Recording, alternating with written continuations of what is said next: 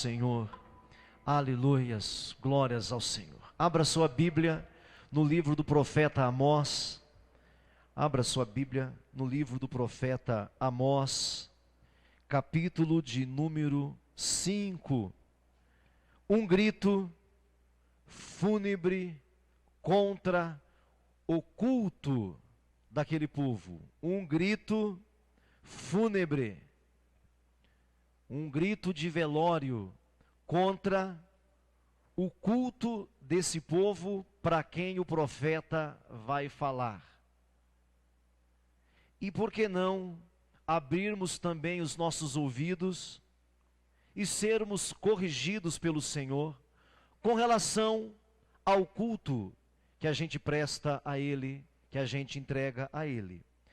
Amém? Capítulo de número 5, a partir do versículo 13, mas recordem-se que o verso 4 e o verso 5 é o eixo do texto inteiro. Amém? O verso 4 e o verso 5 é o eixo central desse texto. Nós voltaremos a ele daqui a pouco. Capítulo 5, verso 13. Diz assim: portanto, o que for prudente guardará então o silêncio, porque é tempo mau. Isso aqui é uma ironia do profeta. Não é que as pessoas têm que calar a boca porque os dias são os maus. Mas o profeta está ironizando. Ah, então você não tem nada a ver com isso? Ah, então você não tem nada a ver com isso. Então calem-se mesmo. É uma ironia do profeta. Verso 14. Buscai o bem e não o mal, para que vivais. E assim o Senhor, o Deus dos exércitos, estará convosco, como vocês estão dizendo. Como dizeis: aborrecei o mal e amai o bem, e estabelecei na porta o juízo. Talvez o Senhor, o Deus dos exércitos, se compadeça do restante de José. Portanto, assim diz o Senhor Deus dos exércitos: em todas as praças haverá pranto, e em todas as ruas dirão: ai, ai. E ao lavrador chamarão para o pranto e para o choro os que sabem prantear. Em todas as vinhas haverá pranto, porque passarei pelo meio de ti, diz o Senhor. Ai de vós que desejais o dia do Senhor, porque desejai vós o dia do Senhor? É dia de trevas e não de luz. Como se é um dia de trevas e não de luz. Como assim? Assim, como se o homem fugisse de um leão e se encontrasse com um urso, e escapando do urso, entrando em casa, encostando a mão na parede, fosse mordido por uma cobra. Não será, pois, o dia do Senhor de trevas e não de luz? Não será completa a escuridão, sem nenhuma claridade? Aborreço, desprezo as vossas festas, e com as vossas assembleias solenes não tenho nenhum prazer. E ainda que me ofereçais holocaustos e vossas ofertas de manjares, não me agradarei deles, nem atentarei para as ofertas pacíficas dos vossos animais cevados. Afasta de mim o estrépito dos teus cânticos, porque não ouvirei as melodias das tuas liras. Antes, corra o juízo como as águas, corra a justiça como o ribeiro perene. Apresentaste-me vós sacrifícios e ofertas de manjares no deserto por 40 anos, ó casa de Israel? Sim. Sabe o que vocês fizeram? Levaste Sicutis, o vosso rei, Quium, a vossa imagem, e o vosso Deus estrela, que fizestes para vós mesmo. Por isso eu vou desterrar vocês para além de Damasco, diz o Senhor, cujo nome é Deus dos exércitos. Então o que tem acontecido aqui? O que está por trás desse texto Qual é a prática? Quais são as ações? Por que Deus está tão irado? Por que o profeta está tão assim, intenso? E eu gostaria que eu e você pensássemos em nós. É muito importante que nós pensemos em nós, justamente pela podridão dos nossos dias. Justamente pela corrupção dos nossos dias. Há uns 3 anos atrás fizeram um levantamento, irmãos. Fizeram uma pesquisa, não é coisa da minha cabeça não, às vezes alguns pensam que é coisa da minha cabeça. Fizeram uma pesquisa. Quais são as 3 classes de pessoas mais corrompidas do nosso país? 3 P's. 3 P's. Os políticos, os policiais e os pastores.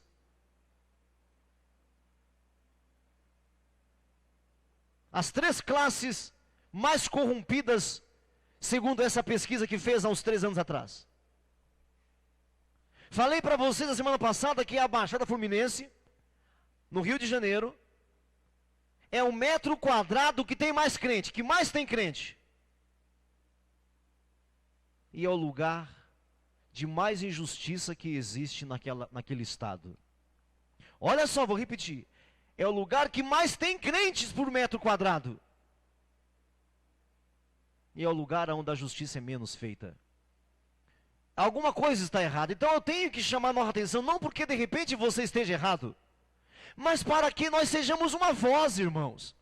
Porque de nada adianta você dizer que é servo de Deus. Eu não queria mais falar que eu sou crente, eu queria um outro título.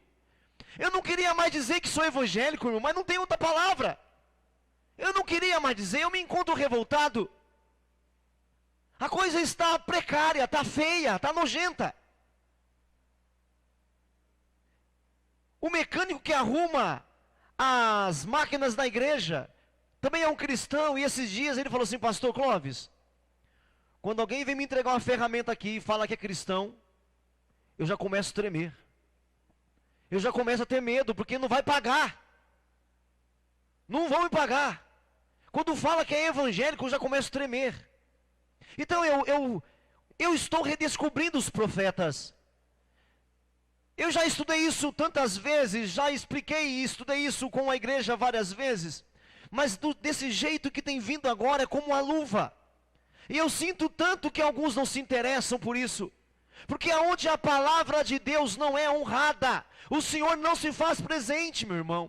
Como eu disse para vocês nos últimos dias, nas últimas quartas-feiras, se alguém chegasse em Israel, se alguém chegasse no Reino do Norte, aqui nesses dias do profeta Amós, e tirasse uma foto, ou filmasse para nós, qualquer um de nós aqui iríamos dizer: está acontecendo um avivamento em Israel.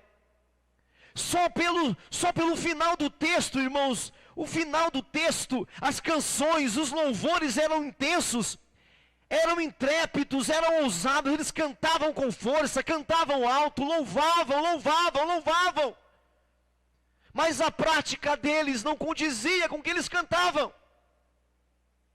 Eu não queria mais ser chamado de evangélico. Se inventasse alguma palavra assim, os porcarias, preferia isso. Porque a gente acaba sendo julgado pela grande massa de evangélico, irmãos. Acabamos sendo julgados por isso. E é preciso que nós acordemos, não para ter saudade do passado. Eu vejo no nosso meio algumas pessoas viúvas de gente viva. É aquele tempo, e querem porque querem ressuscitar um tempo. Nós precisamos ressuscitar o nosso caráter. É isso que nós precisamos. O nosso caráter. Irmãos, uma das marcas dos fins dos tempos, irmãos, não é a igreja vazia, é a igreja cheia. Uma das marcas que Jesus estará às portas é a igreja cheia, não é a igreja vazia. O que o texto de Jesus diz? Que naqueles dias o amor de muitos se esfriará. Amor de quem? Do ímpio. Amor de quem, irmãos? Dos feiticeiros. O amor de muitos se esfriará, se esfriaria. Amor de quem? Dos chamados, dos filhos de Deus, daqueles que foram para as igrejas. Se nós tivéssemos uma foto de cima, satélite, qualquer um de nós que olhássemos para a foto de Israel nos dias de Amós, iríamos dizer: que avivamento, eu vou para lá também. Que avivamento é esse, eu vou para lá também. Acordemos, povo de Deus. Abramos nossos olhos. A marca de uma igreja verdadeira é que as pessoas se sentem incomodadas dentro dela. Você tem que chegar aqui, entrar aqui, se sentir incomodado. Deus está me pegando pela goela, Deus está me pegando pelo pescoço, está me ensinando. Essa é a marca de uma igreja verdadeira.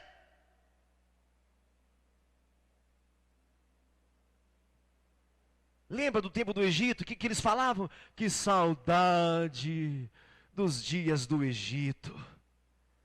Filhos de Deus, eleitos de Deus, eles olham para frente, eles não olham para trás. Eles olham para frente. Eles olham melhor para o alto, eles olham para Jesus. Se as pessoas gostam da gente, muito bem, tá bom, mas se não gostam, tá bom também. Às vezes as pessoas chegam para mim, falam: pastor, eu quero te pedir perdão. Pede não. Não pede não, irmão. Porque no mínimo ela fala assim: eu te respeitei. Eu nem sabia, é bom que eu fique sem saber. Deixa eu sem saber, ué. Deixa eu sem saber. É que, sabe, pastor? Não peça perdão para Deus, porque da minha parte, da minha parte, tá liberado. Tá tudo bem entre nós, tá tudo bem. Peça para Deus. Se você está incomodado, Deus me perdoa, porque eu não fui um amigo que deveria ser do pastor, ou da pastora, ou de um líder da igreja. Essa é a marca. Um homem de Deus, uma mulher de Deus não se ofende. A pastora falou para mim de uma frase hoje que ela viu no Facebook. Qual que é a frase mesmo, amor? Como é que é? A do sorvete lá, como é que é? Que o povo hoje é chamado de floquinhos de neve, é isso? Quem viu essa frase na internet hoje? Acho que só pastor acha as coisas doidas assim. Só olha o que acha, viu? Floquinhos de neve. Essa geração é um bando de floquinhos de neve. Faz um rap, Bruno, com isso aí. E eu acho que os crentes são mais floquinhos de neve ainda. Ai, tô magoado. Ai, me magoou. Tô tristinho. Ai, floquinhos de neve. Floquinhos de neve, se derrete tudo. Então, o Amós, esse tempo aqui é um tempo de doideira. Mas o que vai iluminar o texto é o verso 4 e o verso 5. O verso 4 e o verso 5 é o que vai iluminar o texto inteiro do Amós. Assim diz o Senhor, a casa de Israel: buscai-me e vivei. Por isso o tema que eu elaborei aqui é um grito fúnebre. É para um povo morto. Um grito no capítulo 3, um segundo grito no capítulo 4, terceiro grito no capítulo 5. No capítulo 5 já morreram. Eles estão mortos. O povo dentro do templo, 3 templos, diga 3 templos. Lembra deles ainda? Diga Betel, Berseba e Gilgal. 3 templos. 3 templos. Dentro do templo morto. Então o versículo 4 fala assim: assim diz o Senhor à casa de Israel, não é para o ímpio: buscai-me e vivei. Vocês estão mortos. Me busque para voltar à vida.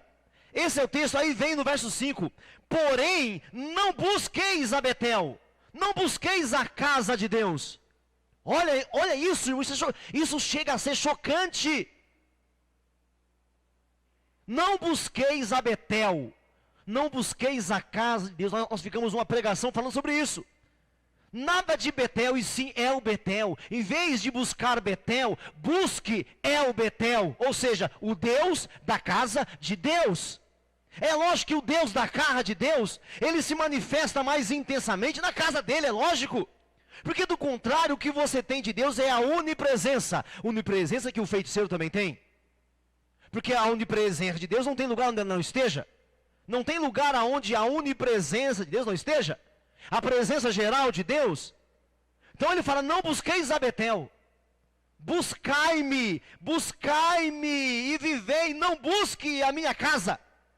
Nem venhais a Gilgal, nem passeis a Berseba.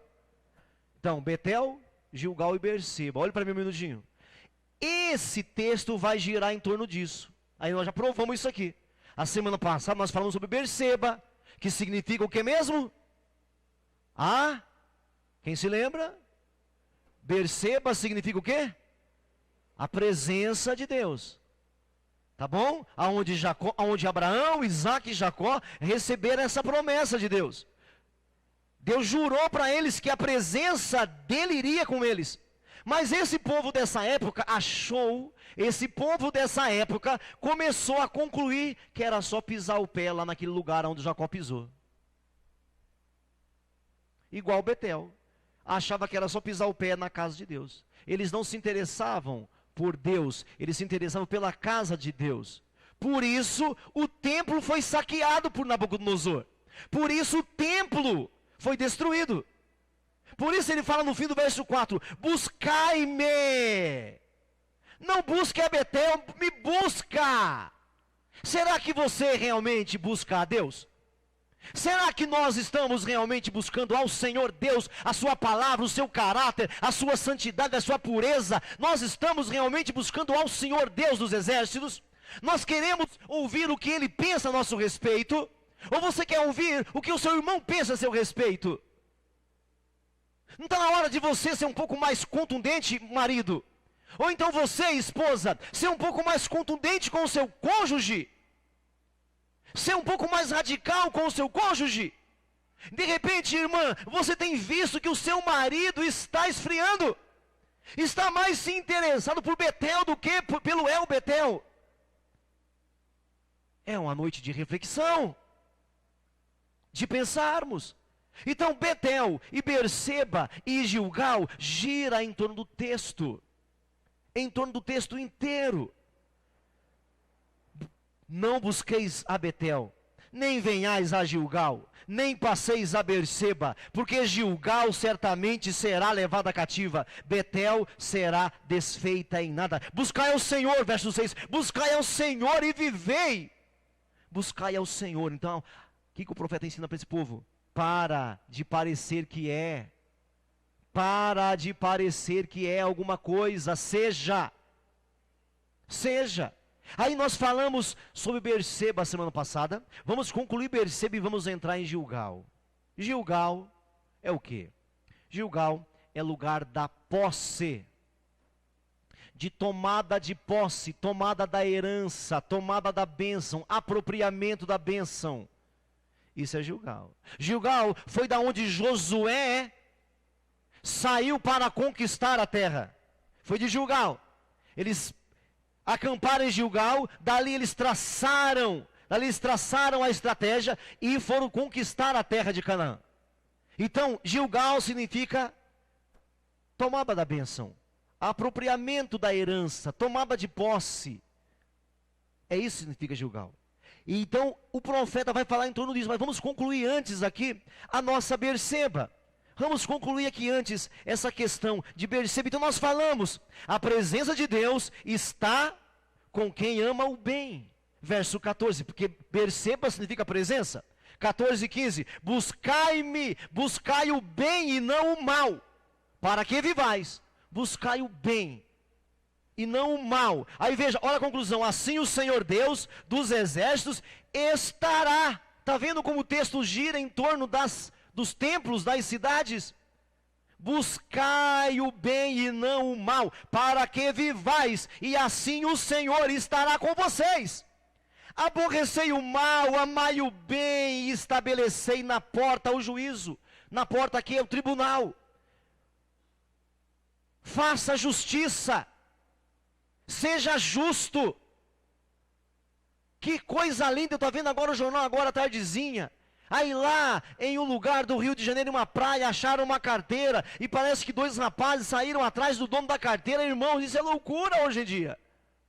Acharam uma carteira com alguns dólares. E os 2 homens ou 3 saíram procurando quem era o dono. Eu vou ficar escandalizado se aqueles caras não forem cristãos. Eu vou ficar escandalizado. Tomara que seja. É o que se espera de homens e mulheres de Deus. Mulheres que sirvam a Deus. Que não apenas pisam o pé na igreja. Que não vai apenas quando não tem o que fazer. Que não comparecem apenas quando não tem nada para fazer hoje. É isso que o profeta Amós está falando. Então assim, a presença de Deus está com quem ama o bem. O bem. Primeiro ele fala buscai-me. Aí depois ele se chama de bem, de bom. Buscai o que é bom, sirva a ele. Na presença de Deus, quem ama odeia, eu falei para vocês. Na presença de Deus, quem ama odeia. Por quê? Porque nós temos uma desculpa miserável. A gente fala assim, ó, alguém pode dizer que ama o bem e não se importar com o mal. Eu quero o bem, nem se importar com o mal. Ou então, alguém pode aborrecer o mal e nem se importar em amar. É possível. Vou repetir. Alguém pode dizer que ama o bem e nem se importar com o mal. Não quer saber, não se interessa, não se importa. Ó, eu amo Deus, eu amo as coisas de Deus. Mas eu não quero falar sobre isso não. Não quer falar sobre isso não? Não quer falar sobre isso não? Os profetas perderam a cabeça, foram cerrados pelo meio, foram aprisionados, foram perseguidos. E nós não queremos saber disso não. E, gente, o tempo apocalíptico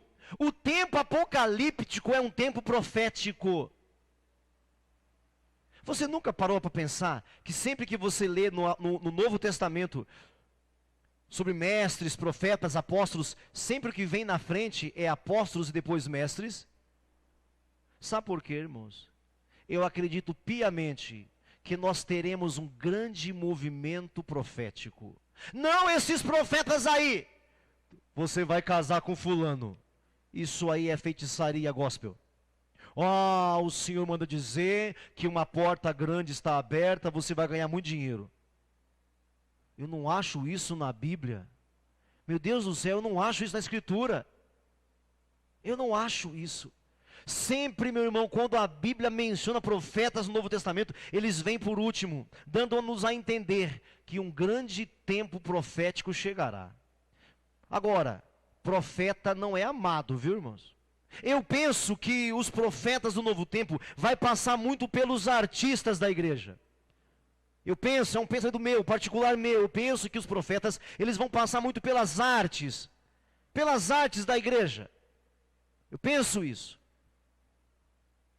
É esse o meu entendimento. Então, quem somos nós? Eu amo a Deus, mas isso eu não quero falar sobre isso não. Bom não falar sobre isso não quero tocar nisso não. Você imagina se o Natan não quisesse tocar sobre o pecado de Davi? Você imagina, meu irmão, se o Isaías não fosse usado, não falasse o que Deus mandou ele falar? O que nós saberíamos do Messias? Sabendo tudo aquilo, ainda rejeitaram o Messias. O que nós saberíamos de Daniel se não fosse Jeremias? O que nós saberíamos? Mas algumas pessoas falam assim, alguém pode amar o bem, mas não precisa se importar pelo mal. Não, você precisa odiar o mal. Odiar. Então assim, na presença de Deus, meu tópico, na presença de Deus, quem ama, odeia. Alguém pode aborrecer o mal e não se importar em amar? Não, está errada essa prática. Na vida cristã, precisamos nos posicionar. Você se posiciona? Ou você não quer se comprometer? Os gospel hoje não querem se comprometer. O gospel, essa modinha gospel não se compromete. Não quer saber de nada. E quando eu digo isso, eu não estou falando que você tem que ser um cara sangue nos olhos.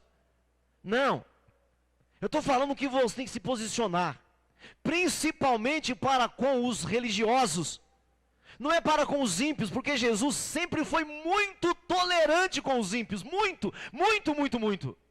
Ele carregava um caminhão pelos ímpios. Mas para os religiosos, ele não demorava muito.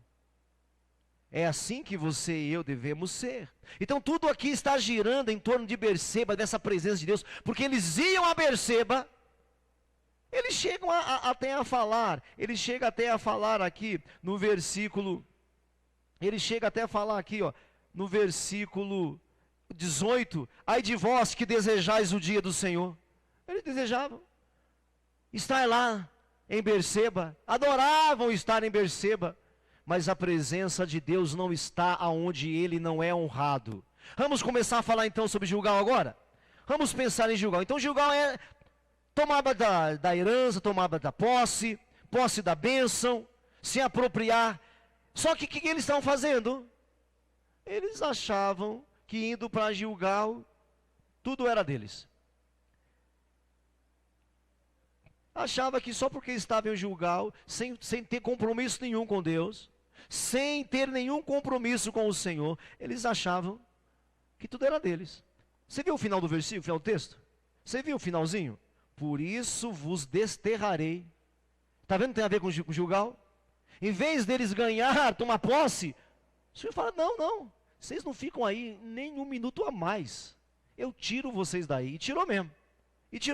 Então Gilgal é posse da herança, posse da bênção, posse daquilo que o Senhor tem prometido. Agora, tudo isso não está desvinculado da presença de Deus. De buscar a Deus. Buscai-me e vivei. Como eu falava no começo. Cuidado, porque a igreja muitas vezes é o próprio Deus. Cuidado. Cuidado com a divisão que você faz. Cuidado com a ondinha dos desigrejados, que já está bem murchinha também já, né? Está bem murchinha. O que era para fazer, o que era para acontecer nesse mundo brasileiro já aconteceu. Nesse universo brasileiro já aconteceu. Mas cuidado. Então Gilgal tomava de posse, tomava da herança. Então Gilgal, meu irmão, muita religiosidade e nada de vida. Verso 21. Olha só. Aborreço e desprezo as vossas festas, e com as vossas assembleias solenes não tenho nenhum prazer. E ainda que me ofereçais holocaustos e vossas ofertas de manjares, não me agradarei deles, nem atentarei para as ofertas pacíficas dos vossos animais cevados. Afasta de mim o estrépito dos teus cânticos, porque não ouvirei as melodias das tuas liras. Antes corra o juízo como águas, e a justiça como o rio, que caminha sempre, que deságua sempre mais calmo. Então muita religiosidade, eles achavam que muita religiosidade era muita vida. Diga, não é. Diga, não é. Muita religiosidade não é muita vida, irmãos.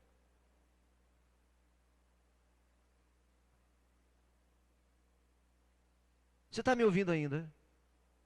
Você lembra de Abel e Caim? A pastora pregou aqui hoje. Lembra?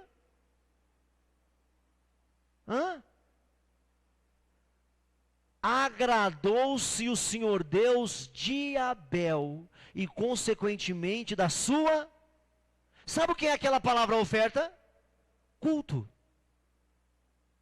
Agradou-se o Senhor Deus de Abel e do culto que ele prestou. Ao passo que de Caim e do culto de Caim não se agradou o Senhor. Muita religiosidade não significa vida. Primeiro a minha vida, depois o meu culto. Vamos repetir isso? Diga primeiro a minha vida no altar de Deus. Diga depois o meu culto. É assim que você enxerga Deus, irmão, irmã? É assim que você veio aqui nessa noite? Se é assim, glória a Deus pela sua vida. Porque primeiramente é a nossa vida. É a nossa vida. Vamos grifar as palavrinhas aí. Vamos grifar? Olha só as palavrinhas feias aí, do verso 21. Verso 21. Aborreço. Quem está falando isso, irmãos? Deus. Aborreço. Olha outra palavrinha. Desprezo. Gente, essa palavra não tem como ser bonita. Olha só, aborreço, desprezo as festas, as vossas festas, e com as vossas assembleias solenes, olha outra palavrinha aí, não tenho nenhum prazer. 3 palavras: aborreço, desprezo, não tenho prazer nenhum. Irmãos, olha para mim aqui. No caso deles, difere de Caim. Difere de Caim. Porque eles faziam a coisa bem feita. Diga, a coisa bem feita. Mas eles mesmos não eram rendidos. Era bem feito. Devia ser, meu irmão, a tecnologia de ponta da época. Mas ele fala assim, ó: aborreço, desprezo, não tenho prazer. Verso 22. E ainda, verso 22, mais 2 palavrinhas aí. Não me agradarei e não atentarei. Veja comigo. E ainda que me ofereçais o holocausto das vossas ofertas de manjares, não me agradarei deles, nem atentarei para as ofertas pacíficas. É o culto deles, irmãos. Por quê? Por quê? Procedimento, prática. Que vida eu e você vivemos. Que vida eu e você vivemos. Verso 23, mais 2 palavrinhas feias aí. Olha só: afasta de mim o intrépito dos teus cânticos, porque não ouvirei as melodias das tuas liras. A sinfonia, eu não vou ouvir. Mais 2 palavrinhas. Então veja, olha só. 3, 5, 7 palavras que revela o desgosto de Deus, o desprazer de Deus. Aborreço, desprezo, não tenho prazer, não me agrado, não atentarei, afasta de mim, não ouvirei. Eu não vou ouvir. Que culto eu e você oferecemos ao Senhor?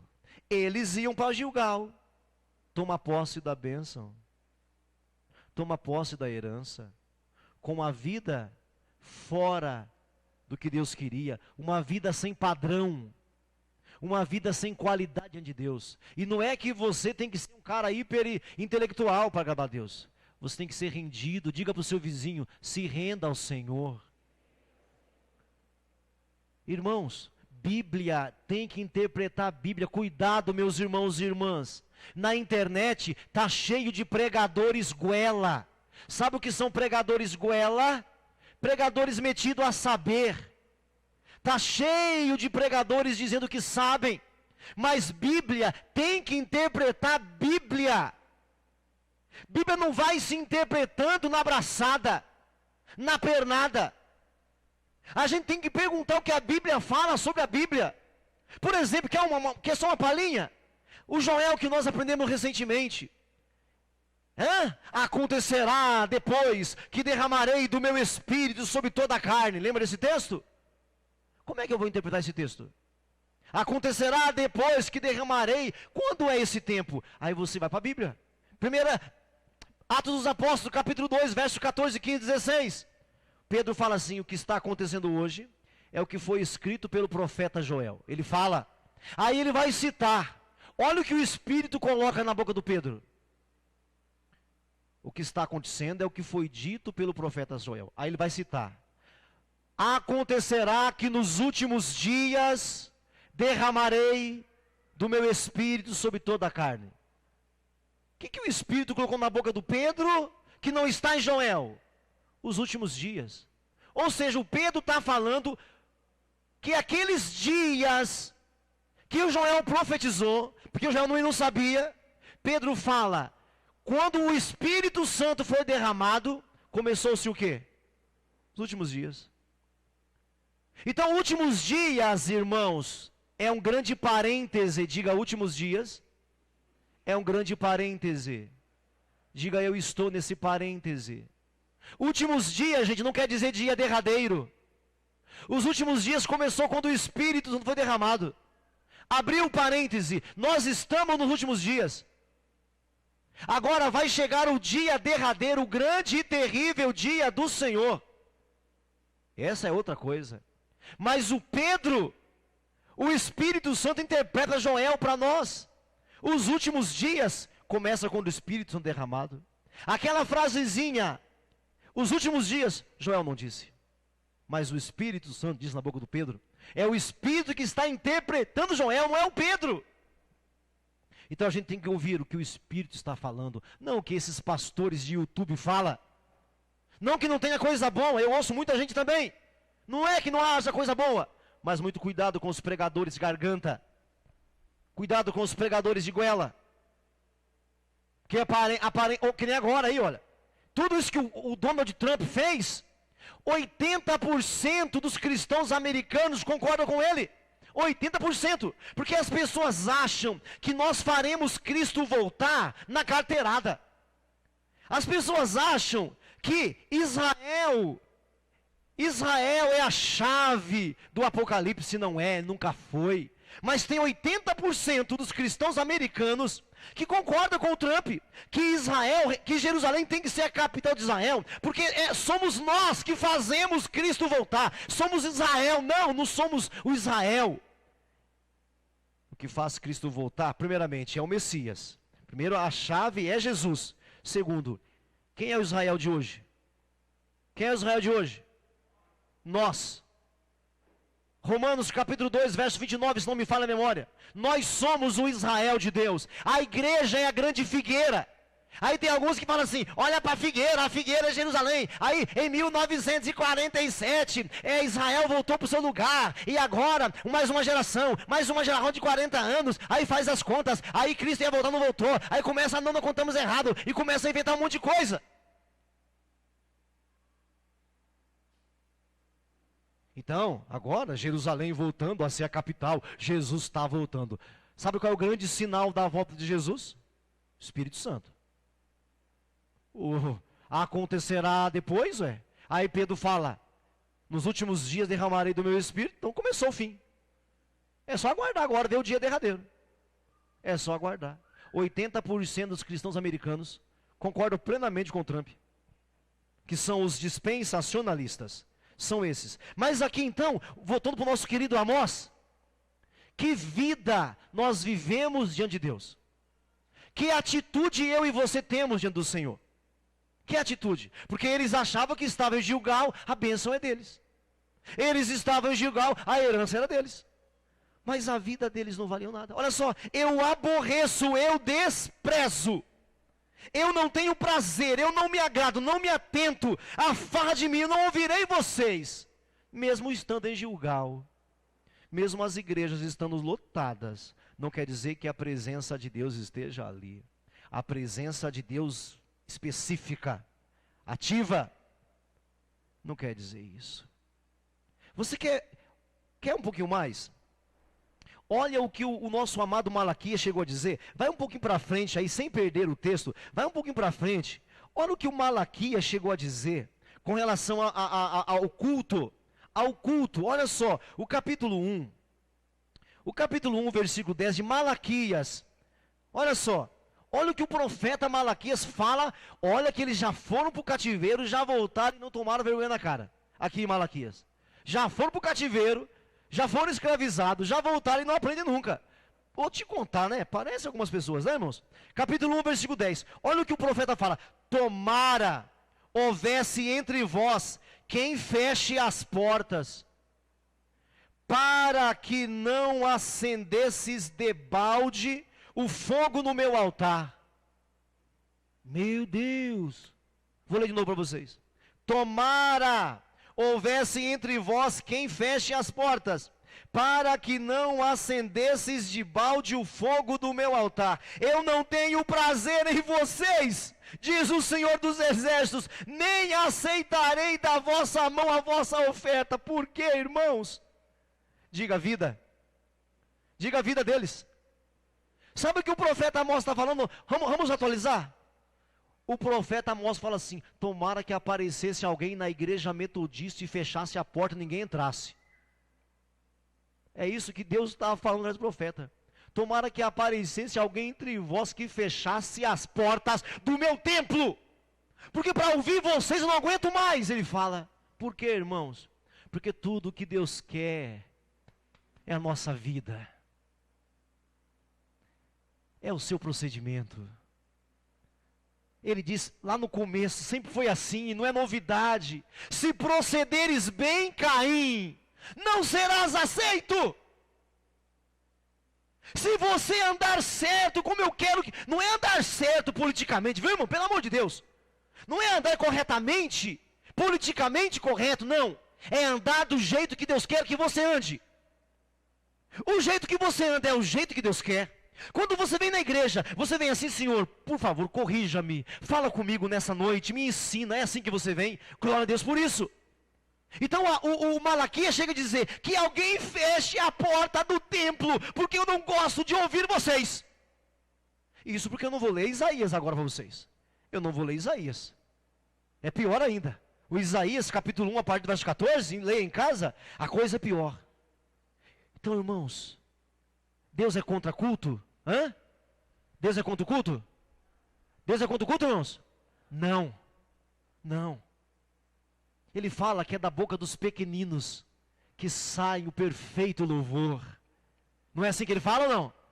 É da boca dos pequeninos. Pequeninos não é apenas criança, irmãos. São pessoas que estão desesperadas. Deus, eu não consigo, eu não me aguento mais.